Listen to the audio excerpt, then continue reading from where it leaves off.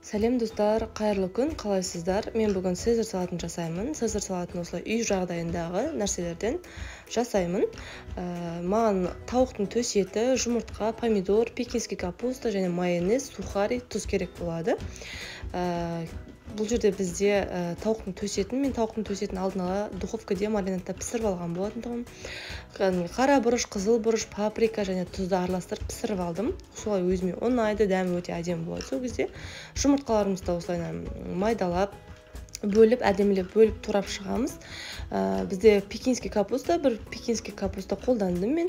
Осылай қолмен бөлшектерге бөліп шықтым. Осылай өзіме ыңғайлы болды. Сіздер пышақ қолдансаңыздар да болады, қолмен істесеңіздер де болады.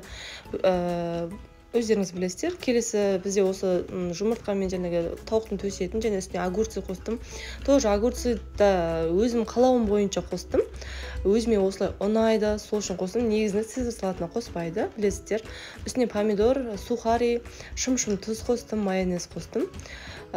Сосын жақсылап араластырып, салатым өте дәмді болды. Жасап көрсеңіздер болады. Сосын сыр, мен өзім сырды ұнатпаймын, сол себепті сыр қолданған жоқпын салатыма.